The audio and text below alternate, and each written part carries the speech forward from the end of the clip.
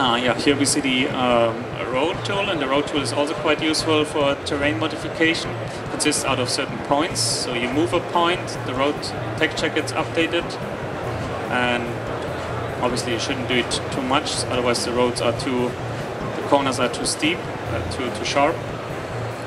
You can redefine them, how detailed they are, and how wide they are, of course, and then use the road tool to actually model the terrain.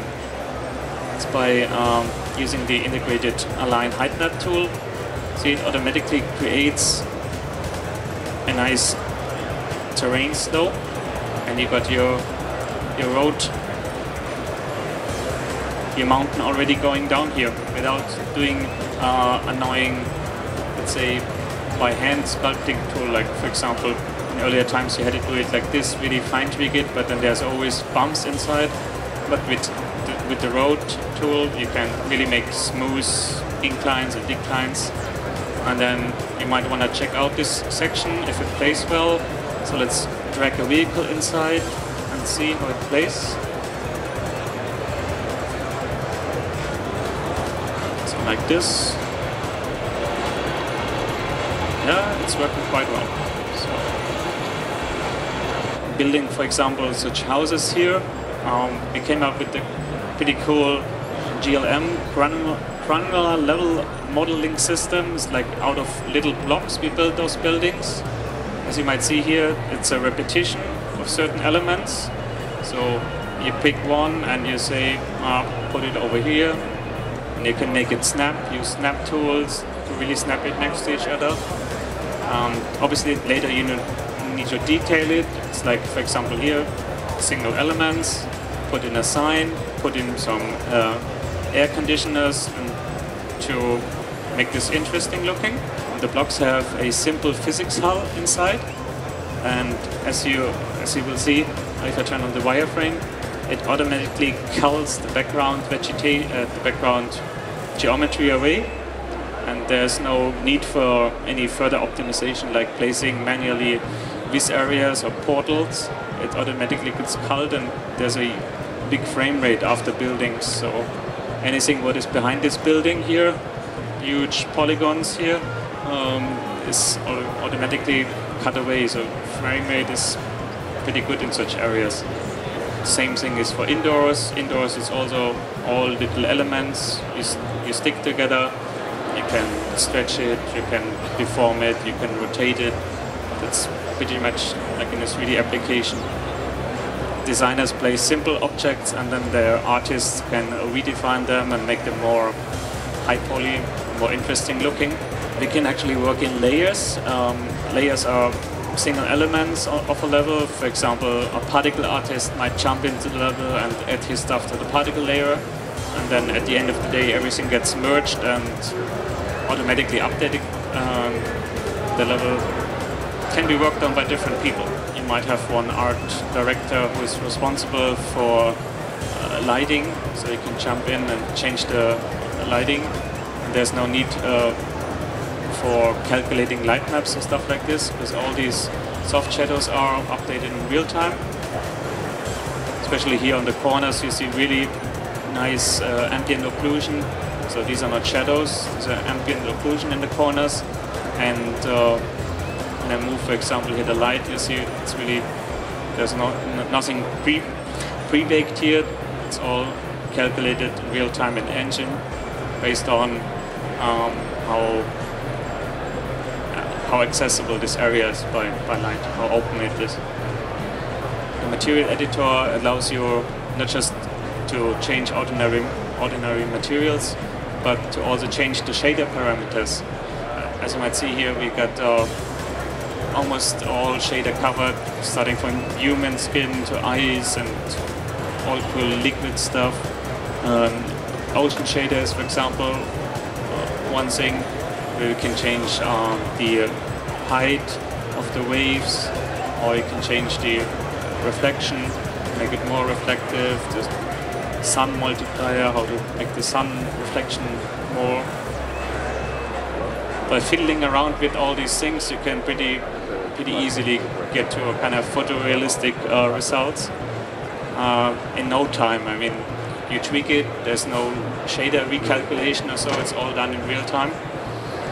And you get some good results with it. Game logic, for example, adding enemies is done pretty easy. You drag and drop in a new AI character. Let's here's some strange animation. Let's see how it plays. Oh, see, he's already working, shooting at me, and with the AI or with any other entity we are adding to the levels, we call it a archetype entity, and the archetype entity links to an actual entity class. The entity class can be later changed on. The artist might want to change the models, or the AI programmers might change the accuracy, but this doesn't matter because the designers placed it only as pointers, as links to those archetype entities. So whenever something gets updated in the database in the futures, they don't have to rebuild the levels because all the entities automatically get updated. It's a huge time saver because there's always constant changes happening. They want to have more ammunition, they want to have different weapons, so you update them and the levels get updated in real time. It's not just ordinary fighting, they can have some idle animations going on, and for those kind of game logic we're using a flow graph, a node-based system that has inputs and outputs, and then you can trigger certain stuff. For example, if they are dead, you can trigger, I don't know, even more reinforcements to arrive, or any kind of thing you can imagine can be triggered and tested here in no time. It's like, for example, I can make him go to a certain point. Let's place a helper point where I want to have him to go to this spot. Why not? This point can be also a different entity. I can make him always follow another vehicle to build up convoys. At the beginning, he starts walking. I change the point. He changes it. I can really test if he makes the way and checks out. So, together with adding logic, for example, I can check if any of a certain condition is met. I can check if this and this is true. Then, if true, then I make it happen. I can check if the player, for example, has this item, then certain things should happen, or it's completely the perfect control over everything in the engine. I can check at the time of day. When it's 6 o'clock in the morning, I change how the ocean wind should be.